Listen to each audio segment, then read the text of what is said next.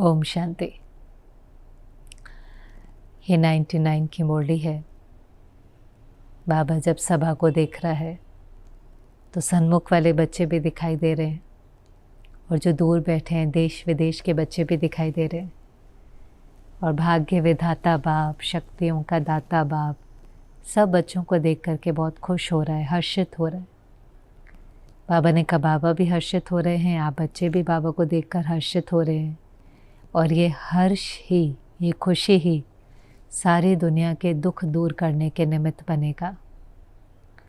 और समझ में आता है कि कैसे है तो बहुत सूक्ष्म बात, लेकिन हमारी श्रेष्ठ स्थिति, हमारी खुशी, हमारा वाइब्रेशन विश्व के वाइब्रेशन को, विश्व के दुखों को परिवर्तन करने के निमित्त बनेगा। तो बाबा ने कहा हर बच्चा बाबा के साथ मददगार है, सदा का सेवाधारी है। जैसे बाबा का कर्तव्य ही क्या है, बाबा आया ही सेवा करने के लिए है। पतितों को पावन बनाना, पुरानी दुनिया को नई दुनिया बनाना, दुख से सुख की दुनिया में ले जाना, ये बाबा का कर्तव्य है। और हम सब बाबा के मददगार हैं। तो बाबा ने कहा आप बच्चे भी सदा सेवा में हाजिर रहते हो, या 6 घंटे के सेवाधारी, 8 घंटे के सेवाधारी हो। अब ये पहली इम्पोर्टेंट बात थी मुरली की, जो बाबा ने कहा कि बाबा ने हमें 2 काम दिए हैं कि सदा हम 2 चीज़ों में बिजी रहें, याद और सेवा। ये डबल लॉक है, याद और सेवा, लेकिन ये साथ साथ चलना चाहिए। ऐसे नहीं याद के घंटे अलग, सेवा के घंटे अलग। अब हम लोग कई बार करते तो ऐसे ही हैं, जब चार्ट देखते हैं तो कहेंगे अच्छा इतने घंटे याद में रहे और इतने घंटे हमने सेवा करी। पर बाबा ने कहा निरंतर याद और निरंतर सेवा। अब निरंतर सेवा कैसे हो सकती है? निरंतर सेवा तभी हो सकती है जब हम सेवा का सही मतलब समझें। सेवा का मतलब ये नहीं है कुछ करना। सेवा का मतलब है, सेवा एक स्थिति है, सेवा एक कॉन्शियसनेस है। सेवा एक ऐसी स्थिति है जिसके अंदर जो वाइब्रेशन है वो देने का है, उसमें लेने का कुछ नहीं है। उसमें कोई भी प्रकार का स्वार्थ नहीं है। उसमें हमारे से हर समय किसी न किसी आत्मा को किसी न किसी रूप में कुछ ना कुछ मिल रहा है। चाहे हम बैठे ही होंगे तो मनसा द्वारा शक्तियों का दान है, वाचा द्वारा ज्ञान का दान है, कर्मना द्वारा गुणों का दान है। संबंध संपर्क में आते हैं, हम हो सकता है उनको ज्ञान भी नहीं सुना रहे, बस हम उनके संपर्क में आ रहे हैं, उनके कांटेक्ट में आ रहे हैं। लेकिन हमारी सरलता, हमारी नम्रता, हमारा निर्माण भाव, निमित्त भाव भी उनकी सेवा करता है। और शुरुआत के दिनों में आप देखें जिस प्रकार से आज की सेवाएं, वैसे तो कोई सेवा ही नहीं थी। दादियाँ कोई ऐसे भाषण करने जा रही हैं, कोई प्रोग्राम करने जा रही हैं, मुरली सुनाने जा रही है, ऐसा तो कुछ था ही नहीं। वाचा सेवा तो थी नहीं। तो सब क्या करते थे, रूटीन कार्य कर रहे हैं। कोई अनाज साफ कर रहा है, कोई भोजन बना रहा है, कोई कपड़े धो रहा है, कोई प्रेस कर रहा है, रूटीन काम। लेकिन उसको कभी भी रूटीन नहीं समझते थे, समझते थे सेवा कर रहे हैं, यज्ञ सेवा कर रहे हैं, जिसको दूसरे शब्दों में हम कहेंगे कर्म योग। और ये शब्द ज़्यादा एक्यूरेट है, क्योंकि फिर हमें याद रहता है कि हमें सिर्फ कर्म नहीं करना, हमें कर्म योग योग स्थिति में करना है। हम कर्म योगी हैं, हम कर्म सन्यासी भी नहीं हैं, हम सिर्फ कर्म करने वाले नहीं हैं, लेकिन कर्म योगी हैं। कर्म सन्यासी क्या होंगे? कई बार संगठन से किनारा करने की कोशिश करेंगे। संगठन में हर एक के साथ मिल कर के चलने में मेहनत होती है, संस्कारों की टकराव भी होती है। तो बाबा कहते संस्कारों को मिलाना, उसमें सरलता चाहिए, निर्माणता चाहिए, सहन शक्ति चाहिए। इसलिए कर्म योगी, कर्म भी करना है, संगठन में भी रहना है, लेकिन स्थिति योग युक्त हो। योगी स्थिति में कर्म करे, बाबा की याद में ईश्वरीय मर्यादाओं को स्मृति में रखते हुए डायरेक्शन अनुसार हर कर्म करें। तो फिर वो कर्म अपने आप सत्कर्म हो जाता है, पुण्य कर्म हो जाता है। और फिर हमारा साधारण कर्म भी महान और साक्षात्कार कराने के निमित्त बन जाता है। हमें लगता है हमें कोई महान कर्म करना है, कोई विशेष सेवा के निमित्त हम बने, बाबा कुछ मुझसे यूनिक कराए। वो तो चलो पाठ होता है, कोई कोई विशेष यूनिक सेवाएं करने के निमित्त भी बनते हैं, लेकिन बाबा के दिल पर कौन चढ़ते हैं? जिनका जो पाठ है अगर वो दिल से, प्यार से, सच्चाई से उस पार्ट को बजाते हैं तो बाबा कहते हैं नंबर 1 जा सकते हैं। इसलिए बाबा कई बार लच्छू दादी को याद करता है, भोली दादी को याद करता है। वो आत्माएं जिन्होंने कभी मंच पर जाकर सेवाएं नहीं की होंगी, लेकिन जो भी उनका पाठ था, भोजन बनाने का, टोली खिलाने का, जो भी उनका पाठ था, उन्होंने शिव बाबा की याद में बहुत एक्यूरेट रीति से अपना पाठ बजाया। संतुष्ट रहे, औरों को भी संतुष्ट किया, क्योंकि वो कर्म योगी आत्माएं थी। उनके लिए सेवा अलग और याद अलग नहीं थी। सच्चे सेवाधारी याद में उन्होंने अपना कर्म किया, और इसीलिए तो सेवा में कभी थकावट नहीं होती, क्योंकि सेवा माना क्या है? आप जो भी कार्य कर रहे हो, आप किसी व्यक्ति के लिए नहीं कर रहे हो, आप वो कार्य बाबा के लिए कर रहे हो, यज्ञ के लिए कर रहे हो। इससे कई लोग जब सेंटर पर सेवा करते कहते हैं हमें थकावट ही नहीं हुई, और घर में सेम काम करते हुए कहेंगे हम बहुत थक गए। तो फ़र्क किस चीज़ का था? कॉन्शियसनेस का था। हो सकता है घर में हमने खाना बनाया, लेकिन इस कॉन्शियसनेस से बनाया कि परिवार के लिए, उसमें मोह भी हो सकता है, लेकिन सेंटर पर हम बनाते हैं बाबा के लिए। बाबा को भूख लगेगा, बाबा के बच्चे खाएंगे। तो सेवा माना वही कर्म है, कोई कर्म नहीं बदल रहा है। लेकिन आप कहते हैं मैंने बाबा के घर की सफाई करी, मैंने बाबा के भंडारे में सेवा करी, मैंने बाबा की मोड़ी चलाई, मैंने बाबा बाबा करते हैं। तो कोई स्वार्थ ही नहीं होता, और करते करते भी इतनी खुशी, इतनी शक्ति, इतने उमंग उत्साह का अनुभव होता है। वहीं पर जब हम कहते हैं अरे मुझे ही सब करना पड़ता है, परिवार के लिए मैं करता हूँ, कोई वैल्यू भी नहीं करता, तो उसमें लेने का भाव है कि हमने कुछ किया, अब कोई हमारी वैल्यू करे, कोई हमें मान दे, कोई हमें कुछ सूक्ष्म में कुछ लेने की इच्छा होंगे। लेकिन बाबा कहते बच्चे, आप निरंतर याद और निरंतर सेवा में रहने वाले। याद और सेवा का बैलेंस होना चाहिए। जैसे आत्मा और शरीर इकट्ठे इकट्ठे हैं, जब तक स्टेज पर है आत्मा शरीर अलग नहीं हो सकते। आत्मा शरीर के बिना कुछ नहीं कर सकती, शरीर आत्मा के बिना कुछ नहीं कर सकता। भले आत्मा ड्राइवर है, शरीर उसकी गाड़ी है, पर दोनों इम्पोर्टेंट हैं। ऐसे याद के बिना सेवा नहीं, और सेवा बिना याद के नहीं, दोनों इकट्ठे हैं, तो जमा का खाता बढ़ेगा। याद भी बाबा ने कहा क्या करती है? जितना परमात्मा को याद करते हैं उतना स्वमान बढ़ता है। माना जितना बाबा को याद करते हैं अपने को आत्मा समझते हैं, तो आत्मा के जो ओरिजिनल गुण हैं, ओरिजिनल संस्कार हैं, वो इमर्ज होते हैं। और जितना स्वमान में रहते हैं उतना बाप की याद सहज आती है। तो निरंतर सेवाधारी और निरंतर योगी, ये पहली पॉइंट थी। याद और सेवा का बैलेंस, याद और सेवा इकट्ठे इकट्ठे। 4-6 घंटे के सेवाधारी नहीं, कोई नौकरी नहीं है ये, लेकिन निरंतर याद और निरंतर सेवा, इसमें मेहनत है। इसमें बहुत सूक्ष्म चेकिंग करनी है कि हमारा हर संकल्प, हर श्वास, हर सेकंड सफल होता जाए। और बहुत छोटे से जन्म में, बाबा ने कहा कितना जन्म है? 1 जन्म, उसमें भी किसी का आधा, किसी का पौना जन्म के पुरुषार्थ से, सच्चाई के पुरुषार्थ से, सेकंड सेकंड संकल्प सफल करने से 21 जन्मों की बादशाही मिल जाती है। तो मेहनत कितनी कम है और प्राप्ति कितनी ज़्यादा है।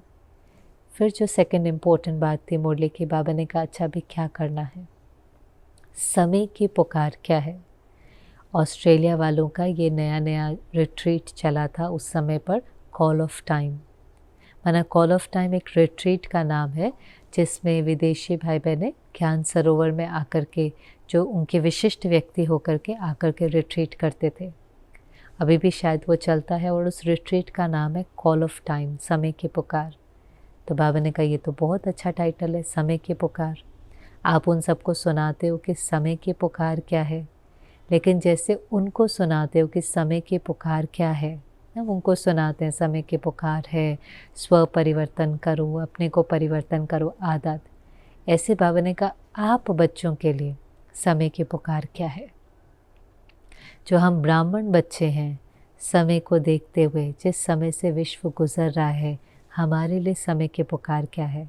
हम तो बाबा के बन गए, वर्षे के अधिकारी भी बन गए, बहुत कुछ हमने बाबा से लिया, भिखारी से अधिकारी बन गए। अब हमारे लिए समय की पुकार क्या है? और बाबा ने कहा समय की पुकार है, बाप समान दाता बनो, देने वाले बनो। बाबा ने हमारे ब्राह्मण जीवन में देने के ऊपर बहुत फोकस दिया है। ज्ञान योग धारणा के बाद हमारा चौथा सब्जेक्ट है सेवा। सेवा माना देना। जैसे बाबा ने कहा, बाबा सदा देता है, लेता नहीं है, निष्काम सेवाधारी है, निस्वार्थ रूप से देता है। और आप अगर बाबा को कुछ देते भी हो तो कोई बाप को नहीं देते हो, अपने लिए ही जमा करते हो। ये भी समझने की बात है, नहीं तो कहीं को इस चीज़ का भी अहंकार आ जाता है, हम यज्ञ में करते हैं, हम जो करते हैं उससे बाबा के घर चलते नहीं। अगर हम कुछ करते भी हैं तन से, मन से, धन से, तो वो हमारा ही जमा हो रहा है। इसको देना नहीं कहेंगे, इसको तो इन्वेस्टमेंट कहेंगे। क्योंकि बाप तो इतना पक्का सौदागर है कि भक्ति में भी अगर हम कुछ देते थे तो उसका रिटर्न मिलता था। इनडायरेक्ट भी क्या, तो बाबा ने कहा किसी ने हॉस्पिटल बनाया, उसको अच्छी हेल्थ मिली, किसी ने स्कूल बनाया, उसको अच्छी एजुकेशन मिली, किसी ने धर्मशाला बनाई, उसको अगले जन्म में रहने को अच्छा स्थान मिला। लेकिन यहाँ तो डायरेक्ट करते हैं, और जब डायरेक्ट करते हैं तो बाबा को एक का पदम गुना देना पड़ता है। इसलिए यहाँ पर देना तो और ही 21 जन्मों की बादशाही लेना है। यहाँ का देना ही तो वहाँ का, ये यहाँ का जमा किया हुआ ही तो वहाँ की प्रारब्ध बनती है, वही तो वहाँ पर हम लेंगे। इसलिए ये भी समझना कि हम बाबा को कुछ देते हैं नहीं, हम अपने ही तन मन धन से अपनी राजधानी स्थापन करते हैं। यहाँ भी अगर हम कोई धन लगाते हैं तो शिव बाबा को थोड़ी ना चाहिए। यहीं पर सेवाओं में लगता है, जिनकी सेवाएं होती हैं उनको उनकी दुआएं फिर हमें मिलती हैं, हमारी दुआओं का खाता जमा होता है। ये दुआएं हमारे ही पुरुषार्थ में लिफ्ट का काम करती हैं। इसलिए ये तो श्रेष्ठ संकल्प होना ही चाहिए कि मेरा तन भी लगे, मेरा मन भी लगे, मेरा धन भी लगे। बाबा मेरे पास जो कुछ है सब आपके कार्य में लग सके। और इसीलिए ब्राह्मण बच्चों में आप देखेंगे, जब हम नए नए बाबा के पास आते हैं हमें लगता है सब फ्री है, कैसे चलता है कार्य, कैसे चलता है। तो शुरुआत में बाबा हमको देता है ज्ञान, गुण, शक्ति, प्यार, ब्राह्मण परिवार, दुआएं, मिलता जाता है। एक समय ऐसा आता, हम इतना भर जाते हैं, हम कहते हैं बाबा मेरा सब कुछ तेरा, और वो दिल से आवाज़ निकलती, बाबा मेरा सब कुछ तेरा। और इससे कई लोग अपना सब कुछ बाबा को न्यौछावर करके चले जाते हैं। पहले से उनके मन में होता है मेरे को ये सब कुछ, कई बार धन भी होगा, मकान भी होगा, दे जाते हैं। हमें लगता है कैसे दे जाते हैं। अरे जिस आत्मा को भगवान से इतना सब कुछ मिला और उसको पता है कि ये देना भी कोई देना थोड़ी ना है, ये श्रेष्ठ कार्य में लगेगा, सेवा के कार्य में लगेगा, ये तो उसके जाने के बाद भी उसको दुआओं का खाता जमा होता ही रहेगा। जैसे कोई हॉस्पिटल बनाकर चला जाता है, पर वो ऐसी चीज़ बना करके जाता है जिसमें आने वालों की दुआएं सदा उस आत्मा को पुनर्जन्म लेने के बाद भी मिलती रहेंगी। ये तो ऐसा दान पुण्य तो ऐसा फिक्स डिपॉजिट है, आपने दान किया उसका सदा पुण्य जमा होता ही रहता है। और सेंटर खोलना या सेंटर की सेवाओं में सहयोग देना, बाबा कहते हैं ये तो हॉस्पिटल कम यूनिवर्सिटी है। यहाँ तो जब लोग आते हैं तो वो हेल्थ भी प्राप्त करते हैं, वेल्थ भी प्राप्त करते हैं, हैप्पीनेस भी प्राप्त करते हैं। तो ये कोई देना थोड़ी ना है, ये तो वास्तव में लेना है। तो समय की पुकार जो है, मास्टर दाता बनकर, महादानी बनकर देना, क्योंकि देवता बन रहे हैं। अब देने वाले के पास बाबा ने कहा ये 3 चीज़ें होनी चाहिए। अब ये फिर इम्पोर्टेंट बात है। ठीक है मुझे देना है, भगवान ने कहा मुझे देना है, पर कौन दे सकता है? पहला, जो खजानों से संपन्न होगा।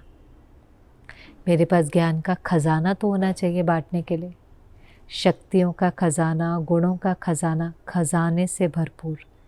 दूसरा, उसकी वृत्ति बेहद की होगी, हद की नहीं। हद की वृत्ति वाला दे नहीं पाता, क्योंकि उसकी दिल छोटी होती है। इसमें फ्राक दिल चाहिए, कोई दे ना दे मुझे देना है। कोई कितना भी विकारों के वशीभूत है, मुझे देना है। कोई परवश आत्मा है तो भी मुझे देना है। मेरी वृत्ति में उसकी कमियां नहीं होती, मुझे पता है वो कमज़ोर आत्मा है, लेकिन मुझे पता है कि बेहद के बाप से मुझे मिला है, और बेहद की भावना, बेहद की वृत्ति से मुझे सबको देना है, कोई दे या ना दे। ये कोई बिजनेस नहीं है, लेन देन नहीं है, भगवान से खजाना मिला है और मुझे देना है। और तीसरा बाबा ने कहा वो क्षमा का मास्टर सागर होगा। क्योंकि जिसके दिल में क्षमा नहीं होगी तो फिर उसके दिल में या तो दुख होगा या नफरत होगी। और बाबा कहते हैं बच्चे आपको तो हर एक के प्रति शुभ भावना रखनी है, अपकार वाले पर उपकार करना है, गाली देने वाले को गले लगाना है, जो कांटे चुभाता है उसको फूलों की माला पहनानी है, जो धोखा देता है उसको दुआएं देनी है। अब ये सब करने के लिए क्षमा का सागर तो बनना पड़ेगा। भीति सुबिंदी फुल स्टॉप। उसके कर्म से उसका भाग्य। पर मेरे दिल में किसी के प्रति कोई इल फीलिंग हो तो शुभ भावना कैसे देंगे? देना तो क्या है, भावना। मेरी भावना उस आत्मा के प्रति शुभ हो। तो इसलिए 3 बातें कौन सी? बेहद की वृत्ति, खजानों से संपन्न आत्माएं और क्षमा का मास्टर सागर। वही आत्मा सदा दे सकती है, चाहे कोई दे या ना दे।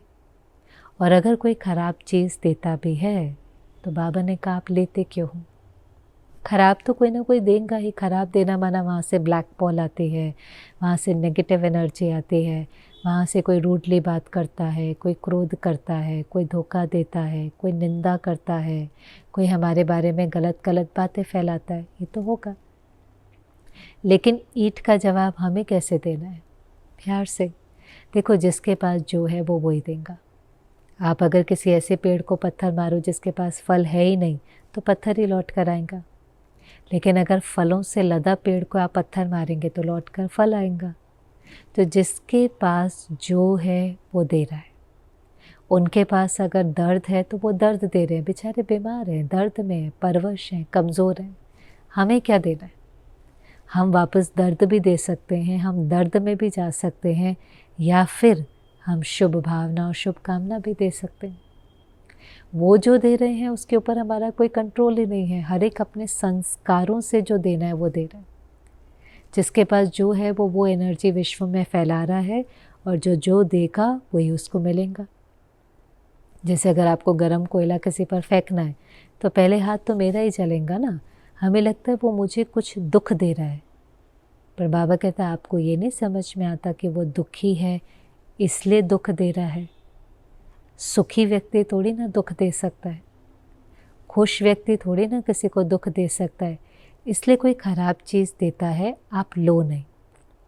लो नहीं का मतलब क्या है? उस चीज़ को अपने दिल में और दिमाग में बिठाओ नहीं। आपने अगर अपने दिल दिमाग में बिठाया तो आपकी दिल मैली हो जाएंगी, आपका दिमाग भारी हो जाएगा, फिर आप बाबा के किस काम के?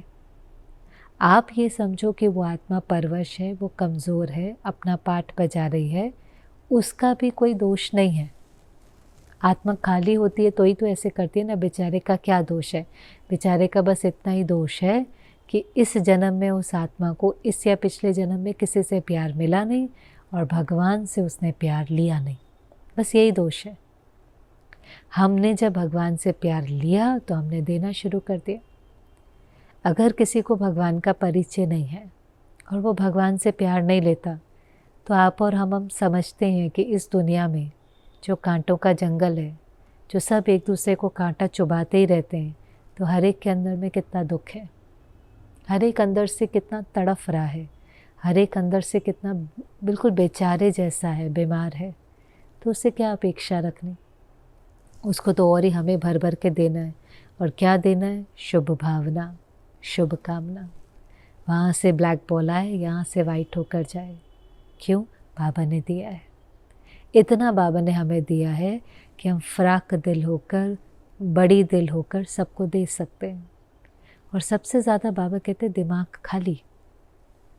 एक कान से सुनो, दूसरे कान से निकाल दो का मतलब है किसी ने कुछ गलत बोला, आप दिमाग में उसका चिंतन नहीं करो। एक कान से सुनेंगे, सुना ही देखा, लेकिन वो भूल क्यों जाता है? जैसे हम कई बार कहते हैं ना, मुझे मुरली याद नहीं रहती। क्यों? चिंतन नहीं किया। बीती बातें याद रहती हैं, क्यों? बहुत उसका चिंतन किया, बहुत उसका वर्णन किया। सिर्फ चिंतन नहीं किया, उसको औरों के साथ शेयर भी किया। ऐसे ही अगर कोई ऐसी बात है जो काम की नहीं है, चिंतन नहीं करो, किनारे हो जाओ, न्यारे हो जाओ, अपने दिमाग को किसी दूसरे कार्य में लगा दो, दिमाग को खाली रखो। और एक बार चिंतन किया तो नेचुरल सी बात है कि फीलिंग क्रिएट होगी, दुख होगा, उसने ऐसे क्यों बोला, सबके सामने क्यों बोला, मेरे साथ ऐसा क्यों किया, मेरे अपने ने मुझे धोखा क्यों दिया। अंदर में दुख, दर्द, उदासी, नफ़रत, रिवेंज की फीलिंग। तो दिल तो मैली हो गई ना। ऐसे बच्चे बाप के काम में नहीं आ पाते। इसलिए बाबा ने कहा दिल साफ तो मुराद हासिल। दिमाग को खाली रखो, दिल को साफ रखो, सच्चे दिल पर साहिब राजी। बाबा अपना कार्य सच्चे दिल वालों से कराता है। आप यज्ञ में कभी भी देख लें, बाबा के जो बड़े बड़े कार्य हैं वो कोई सिर्फ उन्होंने नहीं किया जो बहुत एजुकेटेड हैं, स्किलफुल हैं, टैलेंटेड हैं, जिनके पास बहुत दिमाग है, नहीं। दादियों को ही देखें जो बेहद का कार्य के निमित्त बने। कोई 3rd स्टैंडर्ड पास, कोई 8th स्टैंडर्ड पास, लेकिन सच्ची दिल थी, साफ दिल थी, दिमाग खाली था, बुद्धिवानों के बुद्धिवान से बुद्धि जुड़ी हुई थी। तो बाबा ने उन आत्माओं से अपना कार्य करा दिया। इसलिए बाबा ने कहा आपका वायदा है, साथ रहेंगे, साथ चलेंगे। तो साथ तो चलेंगे, बाबा साथ में तो सबको ले जाएंगा, पर पहले साथ रहेंगे ना। और साथ रहकर क्या करेंगे, बाबा तो सिर्फ याद करता है और सेवा करता है। याद किसको करता है, बच्चों को याद करता है, पल पल करता है। बाबा कहते हैं मैं आया किस लिए, मैं तो आया ही सिर्फ बच्चों को देने के लिए हूँ, बच्चों को याद करने के लिए हूँ, बच्चों को सहयोग देने के लिए आया हूँ। वो अलग बात है कि बाबा को याद करने में मेहनत नहीं है। हम भी बाबा को बहुत याद करते हैं, पर हमें मेहनत लगती है, क्योंकि हमारी बुद्धि, हमारा स्नेह बटा हुआ है, हमारी बहुत अटैचमेंट है अपने शरीर से, संबंधियों से, धन दौलत से, वैभव से। हमारी बुद्धि भटकी हुई है, हमारी दिल बहुत जगह लगी हुई है, हमारा स्नेह बिखरा हुआ है। इसलिए हमें बाबा को याद करने में मेहनत होती है। बाबा को वो मेहनत नहीं होती क्योंकि बाबा की कहीं दिल लगी नहीं हुई है। बाबा का संसार ही बच्चे हैं। बाबा कहते कोई भी बच्चा किसी भी समय मेरा बाबा कहकर बुलाता है, बाबा उस बच्चे को सहयोग देने के लिए हाजिर हो जाता है। तो ये बाबा ने कहा कि बच्चे मास्टर दाता बनकर सदा बाप के साथी और सेवाधारी बने। फिर बाबा ने कहा देखो दुनिया में सब आपको पुकार रहे हैं, आप उन्हें समय की पुकार सुना रहे हो, पर बाबा ने कहा दुखी आत्माएं आपको पुकार रही हैं।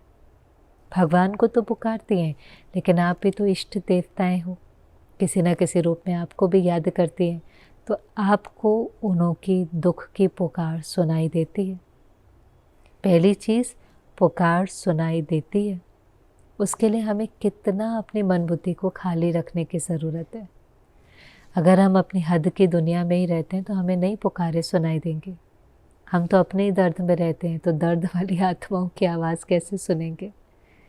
जैसे डॉक्टर पेशेंट का दर्द तभी समझ पाता है जब खुद स्वस्थ है। आज अगर वो भी दर्द में होगा तो वो पेशेंट को ट्रीट नहीं कर सकता। अब हमें जो आत्माएं पुकार रही हैं, क्योंकि वो समझती हैं हम सर्वगुण संपन्न, 16 कला संपन्न हैं, हम खुद ही दर्द में होंगे, हद में होंगे, तो हमें कहाँ उनके पुकार सुनाई देंगी। और पहले पुकार सुनाई देना, और फिर बाबा ने कहा कोई सैल्वेशन देते हैं। मनसा सेवा करना, सकाश करना, जो ब्रह्मा बाबा करता था। बाबा रात रात को जाग करके लाइट और माइट देता था। कई बार बाबा को पता होता था कोई बच्चा बहुत तकलीफ़ में है, किसी बच्चे का ऑपरेशन है, बहुत आज्ञाकारी बच्चा है, लेकिन इस समय दर्द में है, बाबा को याद कर रहा है, तो बाबा उसको लाइट और माइट देता था। एक बार जानकी दादी को बाबा ने पूछा, दादी को बाबा ने कहीं भेजा था किसी क्वीन की सेवा करने, महारानी की। फिर बाबा ने दादी को भेजा, तुम उसको याद करती हो? तो दादी ने बड़े नशे से कहा, नहीं बाबा, मैं सेवा कर रही, मेरी बुद्धि कोई उसमें फंसी हुई नहीं है, मैं उसको बिल्कुल याद नहीं करती। तो बाबा ने कहा, नहीं बच्चे, याद करना चाहिए, प्रभावित होकर नहीं, लगाव में नहीं, झुकाव में नहीं, लेकिन फ़र्ज़ से याद करना चाहिए। तुम्हें उसको लाइट और माइट देनी चाहिए, उसकी पालना करनी चाहिए, उसको सकाश देना चाहिए। तो पहले तो दुखों की पुकार सुनना, फिर उनको सैल्वेशन देना। तब बाबा ने कहा वो फूलों की मालाएं पहनाएंगे, नहीं तो उल्हनों की मालाएं पहनाएंगे कि हमने बुलाया तो भी आप हाजिर नहीं हुए, हमारी पुकार नहीं सुनी, हमको उस चीज़ की मदद नहीं दी। फिर बाबा ने कहा जो नए बैठे हैं वो भी ये सेवा कर सकते हैं। जो नए बैठे हैं 1 मास वाले, 1 साल वाले, वो भी मास्टर दाता बन सकते हैं कि वो अभी लेने वाले ही हैं। और बाबा ने कहा कोई भी बच्चा, चाहे 1 मास वाला हो, 1 साल वाला हो, सब वर्षे के अधिकारी। किसी को बाबा ने 8 शक्तियाँ दी हैं और किसी को 16 शक्तियाँ दी हैं, ऐसा नहीं है। सब बच्चों को बाबा ने समान खजाने दिए, सब वर्षे के अधिकारी हैं। और अब इसको बढ़ाने की विधि है 2। इसको बहुत अंडरलाइन करें, क्योंकि चाहे नया है पुराना है, खजाना तब तक नहीं बढ़ सकता जब तक हम बांटेंगे नहीं। ज्ञान को जब तक बांटेंगे नहीं, आपका ज्ञान बढ़ेगा नहीं। शक्ति को जब तक यूज़ नहीं करेंगे, वो शक्ति बढ़ेंगे नहीं। गुणों को जब तक यूज़ नहीं करेंगे, वो गुण संस्कार बनेंगे नहीं। इससे कभी भी आप देखो, कोई सेवा में लगता है, किसी को मुरली चलाने की सेवा मिलती है, कोर्स कराने की सेवा मिलती है, किसी का भला हो ना हो उस आत्मा का हो जाता है, क्योंकि उसका चिंतन चलता है, वर्णन चलता है, उसको नई नई बातें समझ में आती है, नए नए पॉइंट्स उसको धारण होते हैं। इसलिए जो बाबा से खजाने मिले उसको दो, बांटो। बांटना माना बढ़ाना, देना माना लेना, सफल करना माना सफलता। ये बिना दिए खजाने बढ़ते नहीं। दुनिया में भी आप देखें, जो बहुत बड़े बड़े लोग हैं, बड़े बड़े शेफ़ होंगे, बड़े बड़े डांसर्स होंगे, अपने यूट्यूब चैनल बनाकर क्या करते हैं, सब बांट देते हैं। ये सीक्रेट इंग्रेडिएंट है, इसको ऐसे बनाना चाहिए, इसकी विधि ऐसे है, इसकी ट्रिक ऐसे है, इसका सिंपल तरीका ऐसे है, वो सारा दे देते हैं। तो कोई उनका कम हो जाता है, और ही उनको कितना नाम, मान, शान, प्यार, दुआएं मिलती हैं, जिसके कारण उनके खजाने और बढ़ते हैं। उनके कोई ख़जाने कम नहीं होते। उनको ऐसा नहीं लगता हमने सब कुछ दे दिया। कितने कितने उनके सब्सक्राइबर होंगे, रोज़ वो कोई नई चीज़ बनाना सिखाते हैं, ट्रेनिंग देते हैं, कितना कुछ आजकल होता है, लेकिन बांट देते हैं। और आप किसी भी सफल व्यक्ति को देखो, वो जितना बांट रहा है उतना और आगे बढ़ रहा है। क्या आगे बढ़ा रही है? दुआएं। जब आप किसी को खजाने बांटते हो तो उसकी दिल की दुआ मिलती है, और दुआ बाबा कहते हैं विमान का काम करती है। आप अपनी मेहनत से इतना बढ़ते आगे 2 कदम, लेकिन दुआएं आपको पदम गुना आगे बढ़ा देती हैं। इसलिए अगर अभी तक भी कोई ऐसा है, 1 मास वाला, 1 साल वाला, कोई ना कोई सेवा ले, जिसमें आप शेयर करें आपकी मनसा, वाचा, कर्मना, उसको बाबा के कार्य में लगाना है। आप देखो बहुत तेज़ उन्नति होगी। हाँ, ये ज़रूर है कि संगठन में आते हैं, थोड़ा टकराव आदि होता है, लेकिन सहन शक्ति बहुत जल्दी बढ़ती है। सहन शक्ति, समाने की शक्ति, सरलता, आप बहुत कम समय में बहुत आगे बढ़ जाएंगे। इसलिए बाबा ने कहा चाहे 1 मास वाला भी है, भिखारी थोड़ी ना, अभी तो अधिकारी है। और जो वर्षा बाबा ने 1 मास वाले को दिया, वही 1 साल वाले को, वही 10 साल वाले को। इसलिए बस अभी उसका क्या करना शुरू करो, दान। इसलिए पहले क्या बोलते थे, ये यज्ञ है। ये तो आप बोलते ना, ब्रह्मा कुमारी स्पिरिचुअल यूनिवर्सिटी, ईश्वरीय विश्वविद्यालय। पहले बाबा क्या कहता था, ये राजस्व अश्वमेघ यज्ञ है। और यज्ञ में स्वाहा करते हैं। और जब स्वाहा करते थे ना, तो वो मंत्र भी उस समय बोलेंगे स्वाहा। और वो जो मंत्र है उसका पीछे मतलब होता था, ये सारे विश्व के लिए आहुति डाल रहे हैं, सारे विश्व को मिले, सारे विश्व को मिले। तो बाबा ने भी ये जो यज्ञ स्थापन किया है, इस यज्ञ से सारे विश्व की सेवा होनी है। सारे विश्व को, प्रकृति को, सबको शक्तियों द्वारा, मनसा, वाचा, कर्मना द्वारा सहयोग मिलना है। तो नए हैं, पुराने हैं, सबको बाबा कहते हैं दान करो, दान करो। जगदीश भाई सुनाते थे, उन दिनों में किताबें लिखते थे, बहुत सुंदर किताबें होती थी, हार्ड बाउंड होती थी, गोल्डन अक्षरों से लिखा होता था। बाबा कहता था बच्चे ये फ्री बांटो। तो कहते थे जगदीश भाई, बाबा अगर भारत में फ्री बांटेंगे तो सब ले जाएंगे। कोई कहेगा काका के लिए दे दो, मामा के लिए दे दो, कितनी बांटेंगे, कम से कम जो इसकी कॉस्ट है वो तो ले। बाबा ने कहा नहीं बच्चे, ज्ञान है ना, ज्ञान दान करो, दान करो, फ्री बांटो। अच्छा, फिर बाबा ने कहा अच्छा ठीक है बच्चे, भले किताब के पहले पन्ने पे लिख दो ये किताब 2 रुपये की है, आप लिख कर के जाओ, पसंद आए तो रख लेना, नहीं पसंद आए तो वापस दे जाना, किताब वापस दे जाना, 2 रुपये ले जाना। तो जगदीश भाई कहते बाबा ये धंधा कौन करेगा। बाबा ने कहा, जगदीश मैंने कहा बाबा ऐसे तो लोग पढ़ भी लेंगे, वापस भी कर जाएंगे और 2 रुपया भी ले जाएंगे। उन दिनों तो 2 रुपये बहुत बड़ी बात होती थी। तो भी हमारा लिटरेचर आप देखो कितना नॉमिनल कॉस्ट का होता है। आज भी 11-12 रुपये की किताबें होंगी, 20 रुपये की किताबें होंगी। लेकिन तब बाबा ने कहा बच्चे क्यों वापस दे जाएंगे। अगर किताब वापस देकर जाएंगे माना तुमने अच्छी लिखी नहीं है। अगर कोई किताब अच्छी है और उस बच्चे का उस किताब से जीवन बनेगा, भाग्य बदलेगा, उसको कोई मार्ग दिशा मिलेंगी, वो क्यों किताब वापस करके जाएगा। वो तो अपने पास रखेगा, 4 और लेकर जाएगा, औरों को भी बांटेगा। तो बाबा ने जैसे कहा, जगदीश भाई कहते जैसे ये तो मेरा ही टेस्ट ले लिया कि अगर कोई वापस करके जाएगा तो तुमने ठीक नहीं लिखी है। तो इतना बाबा को उमंग होता था, बच्चे चित्र बनाओ, किताबें बनाओ, दान करो।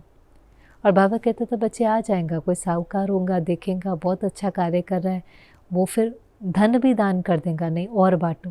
कोई अच्छा होगा पैसे दे देगा, कोई गरीब होगा, नहीं होगा, बाबा का कार्य चलता रहेगा। आप निस्वार्थ भावना से ज्ञान गुण शक्तियों का, दुआओं का दान करो। तो दान करने पर हमें फोकस करना है। जो जो कर सकते हैं, समय का, शक्ति का, श्वास का, टैलेंट का, स्किल का, मेरा बाबा के कार्य में लगे। ये मेरा भाग्य है, ये बहुत श्रेष्ठ भाग्य है कि भगवान इस समय आया हो और उसके कार्य में मैं मददगार बन सकूं। ये कोई छोटी बात थोड़ी नहीं, तो कितना श्रेष्ठ भाग्य, ये तो मेरा ही श्रेष्ठ भाग्य बन रहा है। तो इसलिए मजबूरी से नहीं लेकिन दिल से हम बाबा के कार्य के निमित्त बने। और फिर बाबा ने कहा बच्चे बाबा चाहता है हर एक का लक्ष्य और लक्षण समान हो। लक्ष्य हर एक का क्या है, सूर्यवंशी बनना है, कोई चंद्रवंशी नहीं बनना चाहता। सब सत्युग की दुनिया में पहले जन्म में आना चाहते हैं, बहुत अच्छी बात है। लक्ष्य की क्लैरिटी है, नंबर 1 सत्युगी दुनिया, सूर्यवंशी घराना। लेकिन जैसा लक्ष्य वैसे लक्षण, वो तो 100% प्योर संपूर्ण निर्विकारी देवता है, देवता माना देने वाले। तो बाबा ने कहा यहाँ पर भी अपने लक्षण देखो, कभी भी स्थूल या सूक्ष्म में लेने की इच्छा तो नहीं होती, स्थूल में भी कुछ चाहिए तो नहीं, जो आवश्यक है बाबा के यज्ञ से मिल जाएगा। और सूक्ष्म में तो नाम, मान, शान, प्यार, आगे की कुर्सी, कार्ड में मेरा नाम, बहुत कुछ होता है सूक्ष्म में। होता तो मुख्य रूप से नाम, मान, शान ही, लेकिन किसके दिल पर बैठे। बाबा ने कहा वहाँ नंबर आया या आया, नाम आया नहीं आया, बाबा के दिल में तो आपका नाम है ना। बाबा को जो कराना होगा आपसे करा लेगा। इसलिए ना स्थूल में कुछ चाहिए, ना सूक्ष्म में चाहिए, चाहे सारा संगम युग गुप्त रह कर के भी पाठ बजाना हो, इतनी भी हमारे अंदर ताकत होनी चाहिए। कुछ नहीं चाहिए, इच्छा मात्रम अविद्या। चाहिए का गीत तो पहले था, अब तो गीत क्या होना चाहिए, पाना था सो पा लिया। बाकी तो पाठ है ना, किसी के पाठ में सम्मान ज़्यादा, बाहरी सम्मान या नाम ज़्यादा, वो तो पाठ है। मार्क्स कोई पाठ के थोड़ी ना है, मार्क्स हैं पाठ कैसे बजाया, कितना अचीव किया उसके नहीं है, कैसे अचीव किया, अंत में क्या इंटेंशन थी, इंटेंशन की कितनी प्योरिटी थी, विधि कैसी थी, तो विधि से ही तो सिद्धि होंगी। इसलिए किसी का पाठ कोई है, किसी का पाठ कोई है। जो भी मेरा विशेषता अनुसार पाठ है उसको स्वीकार करना और उस विशेषता को बाबा के कार्य में लगाना, और रिटर्न में कुछ नहीं चाहिए। भगवान के कार्य में लगी विशेषता वही काफ़ी है। आजकल की दुनिया में कोई प्रेसिडेंट, प्राइम मिनिस्टर का सहयोगी होता है, कितना अपने को भाग्यशाली समझता है। मैं देश के काम आ सका, मैं देश के कार्य में सहयोगी बन सका, और यहाँ तो भगवान जो विश्व के परिवर्तन के कार्य में है, उस कार्य में मैं सहयोगी बन सका। लेकिन कुछ दिन पहले बाबा ने मुरली में कहा था राइट हैंड बनना, लेफ्ट हैंड नहीं, सर्विसेबल बनना। ऐसा कोई कार्य नहीं करना जो बाबा की डिससर्विस हो, इसलिए देना है। जब बाबा ने कहा आप देते हैं, समझो आप किसी को स्वमान देते हैं, पहले आपका स्वमान बढ़ता है। ये चीज़ एक बार बुद्धि में बैठ जाए, व्यक्ति कभी नहीं सोचेगा या गिनेगा मैंने दिया, उसने दिया, मैंने प्यार से बात करी, उसने करी, मैंने 4 बार दिया, उसने कितनी बार दिया, मैंने 10 बार सहन किया, उसने तो 1 बार भी नहीं किया। ये गिनती तब होती है जब हमारा लॉस हो रहा होता है। लेकिन जब एक बार ये इक्वेशन समझ में आ जाती है कि मेरे देने में वो संस्कार मेरा पक्का होता है, फिर हम काउंट नहीं करते। समझो एक उदाहरण के तौर पर हमारा मदद करने का संस्कार है, हमारे मदद करने के संस्कार से हमारा वो संस्कार पक्का हो रहा है। अब हम सबकी मदद करते हैं, लेकिन जिस दिन मुझे किसी एक की मदद चाहिए थी, मैंने उसको फ़ोन किया, उससे सहयोग मांगा, उसने सहयोग नहीं दिया, तो मुझे बड़ा बुरा लगा कि मैंने तो हमेशा इसकी मदद करी। तो मेरे मन ने कहा अच्छा हम सबकी मदद करेंगे, बस इस एक को मदद नहीं करेंगे क्योंकि इसने मुझे समय पर सहयोग नहीं दिया। अब देखो क्या हुआ, मेरा जो बहुत अच्छा संस्कार था मदद करने का वो 100% पर था, पर मैंने कहा मैं इस एक को सहयोग नहीं दूंगा तो मेरा 100% से वो संस्कार 90% पर चला गया। अब हम उल्टा करें, मैंने तो हमेशा मदद करी, इस व्यक्ति को मेरे मदद की, मुझे इस व्यक्ति की मदद की ज़रूरत थी पर समय पर सहयोग नहीं दिया। कोई बात नहीं, वो उसका संस्कार है, मदद न करना उसका संस्कार है। फिर थोड़े समय के बाद इसी व्यक्ति को वापस मेरे सहयोग की ज़रूरत थी, मेरे पास तो वो संस्कार है ही, मैंने जैसे सबकी करी थी वापस इसकी कर दी। अब क्या होगा, अब ये आत्मा जिसने मुझे समय पर सहयोग नहीं दिया था लेकिन मैंने तो वापस इसको दिया, इसके मन में एक संकल्प आएगा, इनके मन में संकल्प आएगा भले मैं किसी को भी सहयोग ना दूं, इस आत्मा को तो मुझे ज़रूर देना है क्योंकि ये आत्मा को मैंने सहयोग नहीं दिया था तो भी इन्होंने आज मुझे मदद करी। तो उस आत्मा के पास मदद करने का संस्कार 0 पर था, पर अब हमारे संस्कार का प्रभाव उसके ऊपर पड़ा और वो 0 से 10 पर चला गया। माना जब हम देते हैं तो हमारे तो संस्कार इमर्ज होते ही हैं, उनके भी ओरिजिनल इमर्ज होने लगते हैं और हमारे हद के संस्कारों का प्रभाव भी हमारे ऊपर नहीं पड़ता, उनके हद के संस्कारों का भी नहीं पड़ता। हमारे भी ओरिजिनल इमर्ज होने लगते हैं और हमारे संग में आने से उनके भी इमर्ज होने लगते हैं। ये है सहयोग देना। यहाँ तो उल्टा होता है, हम उनके संस्कार को देखकर कॉपी करने लगते हैं तो हमारे भी अच्छे संस्कार मर्ज हो जाते हैं और उनके भी हद के संस्कार, पुराने संस्कार का प्रभाव हमारे ऊपर पड़ने लगता है। ये तो नुकसान हो गया। इसलिए कभी भी अपने अच्छे अच्छे संस्कारों को छोड़ना नहीं है। कोई मदद करे ना करे, कोई प्यार से बात करे ना करे, कोई सहयोग दे ना दे, मुझे करना है, मुझे करना है क्योंकि ये बाबा की श्रीमत, मुझे सहन करना है क्योंकि सहन करना बाबा की आज्ञा है, सहन करने वाला ही शहंशाह बनेगा। मुझे झुकना है क्योंकि जो आज झुकेगा उसके सामने संसार झुकेगा। तो मैं किसी के लिए कुछ नहीं कर रहा हूँ, मैंने अभी नाता बाबा से जोड़ा है, जो मूल्यों में बाबा की श्रीमत है मैंने वो करते चले जाना है क्योंकि उसी के अंदर मेरा कल्याण समाया हुआ है। तब बाबा ने कहा लक्ष्य और लक्षण समान होंगे। तो जो मेन एसेंस आज सारी मुरली का था कि बच्चे समय की पुकार है, मास्टर दाता बनो, देते चलो, ये नहीं देखो सामने वाला दे रहा है कि नहीं। लास्ट में तो बाबा की मुलाकात विदेशियों से थी, उसमें भी बहुत सुंदर 2-3 बातें थी। पहली बात जो थी, शुरू में ये कन्फ्यूजन बहुत रहता था कि ब्राह्मण कल्चर और इंडियन कल्चर, विदेशी जब आते थे तो कभी कभी लगता था जैसे इंडियन कल्चर में कन्वर्ट हो रहे हैं, वेजिटेरियन डाइट है, बाबा को भोग लगाना है, ड्रेस है। पर धीरे धीरे बाबा ने स्पष्ट किया बच्चे ये इंडियन कल्चर नहीं है। ज़रूर इंडियन कल्चर से मिलता हुआ है क्योंकि भारत की ये संस्कृति थी। आज भी भारत में समझते हैं जब नवरात्रि के दिन होंगे पवित्र भोजन खाना है, देवताओं को पवित्र भोजन भोग लगाना है, तो वो चीज़ संस्कृति में चली आई है। कैसे पहनना है, कैसे खाना है, भगवान को भोग लगाना है, वो हमारी संस्कृति का हिस्सा रहा। लेकिन अब हम ये सब कुछ इसलिए करते हैं क्योंकि ये ब्राह्मण कल्चर है। ब्राह्मण कल्चर माना अब जब हम भोग लगा रहे हैं, क्यों भोग लगा रहे हैं? हम बाबा को प्यार से भोग लगा रहे हैं क्योंकि बाबा हमारा पालनहार है। हम भोग लगाते समय बाबा को ऑफ़र करें, बाबा अपने प्योर वाइब्रेशन इसमें डालो कि इस भोजन से हमारी श्रेष्ठ स्थिति बने। हमारा हिसाब किताब किसी देहधारी से नहीं, भाई हमारा पालनहार आप हैं, कोई व्यक्ति या कोई मनुष्य नहीं है। तो अब उसके पीछे कोई अलग कारण है जो हम कर रहे हैं।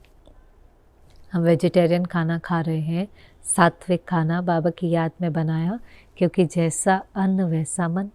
तो ये कोई इंडियन कल्चर नहीं है। पहले ब्राह्मण बनना है, फिर ब्राह्मण ही देवता बनेगा। तो पहले बहुत कन्फ्यूजन था, ड्रेस का है, भोग लगाने का है, खान पान का है, सवेरे उठने का है, स्नान करने का है। भारत में तो लोग रोज़ ही स्नान करते हैं, विदेशों में कई बार रोज़ नहीं करेंगे। फिर धीरे धीरे दादियों ने सिखाना शुरू किया, नहीं मुरली में आना है तो सवेरे स्नान करके आओ। अब स्नान करना तो एक शरीर की हाइजीन है, शुद्धि है। हम समझते ही हैं कि बाबा के घर में ऐसे स्कूल में बच्चा पढ़ने जाता है तो भी तो कैसे फ्रेश होकर के ड्रेस में जाता है। लेकिन बाबा ने कहा धीरे धीरे सबको स्पष्ट हो गया कि ये कोई इंडियन कल्चर नहीं है, कोई कन्वर्जन नहीं है। ब्राह्मण जन्म की भी कुछ ईश्वरीय मर्यादाएं हैं, कुछ डिसिप्लिन्स हैं, और ये वो डिसिप्लिन्स हैं जो हमें देवता बनाएंगे। ये वो डिसिप्लिन्स नहीं है जो हमें इंडियन बनाएंगे, ये वो डिसिप्लिन्स है जो हमें देवता बनाएंगे। हम कोई इंडिया में कन्वर्ट होने नहीं आए हैं, लेकिन हम मनुष्य से देवता बनने के लिए आए हैं। और बाबा ने कहा अभी तो हंसते हैं, अभी तो समझते हैं, पक्के हो गए हैं और औरों को भी पक्के करते जा रहे हैं। इसलिए किस्से कहानियाँ जो पहले बहुत होती थी वो ख़त्म हो गई हैं। दादी को भी बाबा ने कहा बच्ची अभी तो कोई कंप्लेन किस्से कहानियाँ नहीं आती, इसलिए अभी तबीयत भी अच्छी रहेंगी, क्योंकि उन चीज़ों का भी कहीं ना कहीं प्रभाव तो पड़ता ही है। फिर बाबा ने एक चीज़ के लिए उनको शाबाशी दी। तो बाबा हमेशा ही कहता है कि जो विदेशी हैं वो बिल्कुल डायरेक्ट हैं, हाँ तो हाँ, ना तो ना, कोई भी चीज़ मजबूरी से नहीं करते हैं। साफ दिल है, सच्ची दिल है, अंदर बाहर एक है। ये बहुत अच्छा है, लेकिन इसमें एक चीज़ का अटेंशन हमेशा देना चाहिए, जैसा है वैसा ही करें, हाँ तो हाँ, ना तो ना। लेकिन बाबा जो कहता है सत्यता भी सभ्यता से बोलो। डिग्निटी और ग्रेस ज़रूर होनी चाहिए। कई बार मुझे लगता है भाई जो था मैंने वैसा कह दिया, मैं तो सत्य ही बोलता हूँ, मैंने तो सत्य बात कह दी। पर अगर वो मेरी बात किसी के दिल को दुखाती है, किसी को नुकसान करती है, किसी के मन में व्यर्थ चलाती है, तो वो सेवा नहीं है। बात जो है जैसी है वैसी कहनी है। किसी किसी चीज़ के लिए कभी हमें ना भी कहना पड़ता है। इसे तो बाबा कहेंगे हाँ जी बोलो, पर हाँ जी व्यक्ति को बोल रहे होते हैं। इसलिए बाबा कहते हैं सीधा कभी किसी की बात को कट नहीं करो, पहले हाँ जी बोलो। तो वो हाँ जी क्या है, हम हर सेवा को हाँ जी नहीं कह सकते, लेकिन व्यक्ति को हाँ जी कहना माना उसको एक्सेप्ट करना, रिस्पेक्ट करना। चाहे वो उसकी बात है, आइडिया है, उसका कोई सुझाव है, उसका कोई ओपिनियन है, हाँ जी ये व्यक्ति को एक्सेप्टेंस और रिस्पेक्ट है। फिर समय आने पर इशारा भी देते हैं, ना भी कहना पड़ता है, पर ना हम किसको कह रहे हैं, व्यक्ति को रिजेक्ट नहीं कर रहे।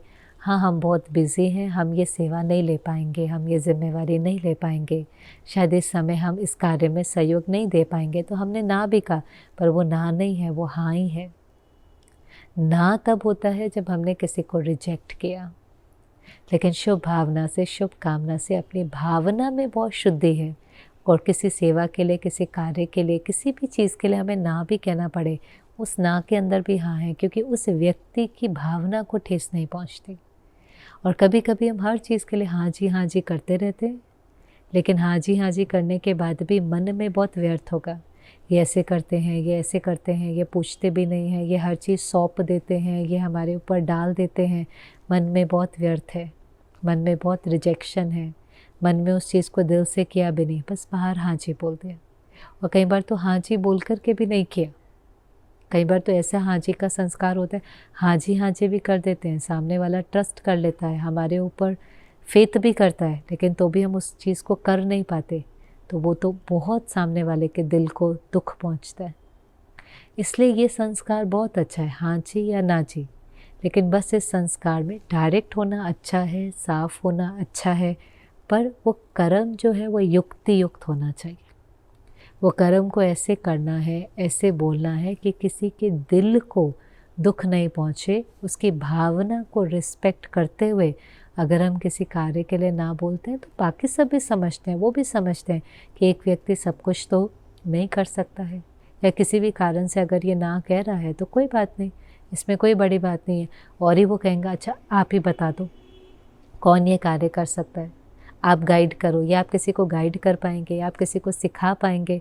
तो कार्य करने के बहुत तरीके निकल सकते हैं, वो कोई बड़ी बात नहीं है। पर बड़ी बात होती है जब किसी को रिजेक्शन की फीलिंग आती है, किसी के दिल को दुख पहुंचता है, किसी के प्रति हमारी भावना में अशुद्धि होती है, वो हमारे रिश्तों को ख़राब करती है। तो बाबा की कई बातों को गहराई से समझने में भी टाइम लगता है। हाँ जी ना जी कोई शब्द की बात नहीं है, हाँ जी और ना जी एक दिल की भावना की बात है। और लास्ट में तो हर मुरली की तरह बाबा ने इस बार भी ड्रिल कराई, बच्चे 1 सेकंड में उड़ सकते हो, पंख लगाकर 1 सेकंड में देह की दुनिया से परे अपने घर उड़ सकते हो। कितनी देर लगती है? तो बार बार बाबा कहते हैं ये प्रैक्टिस करो 1 सेकंड में। देह की दुनिया, देह के संबंध, देह के पदार्थ, कर्मेंद्रियों से न्यारे होकर सब तरफ से पार बिंदी बनकर बिंदी बाप को याद कर सकते हो। फुल स्टॉप बोला तो फुल स्टॉप लगता है। जितने ये प्रैक्टिस होगी उतना अंत में अचल अडोल रह पाएंगे। तो ये बाबा की शक्तिशाली मुरली थी। मुरली का सार तो आप समझ ही गए हैं कि निरंतर सेवाधारी, निरंतर याद, दाता बनकर देना है, कोई दे ना दे मुझे देना है, दिल साफ, दिमाग खाली, इष्ट देव देवता हैं, भक्तों की पुकार सुनकर उनको सैल्वेशन देनी है, देना है, देना है, देना है। तो आपको भी मुरली से जो बात अच्छी लगी हो ज़रूर उसको स्मृति में भी रखें, कमेंट सेक्शन में भी लिखें कि वो बात हमारी और पक्की हो जाए और हमने जो संकल्प किया है उसको हम कर भी सकें। ओम शांति।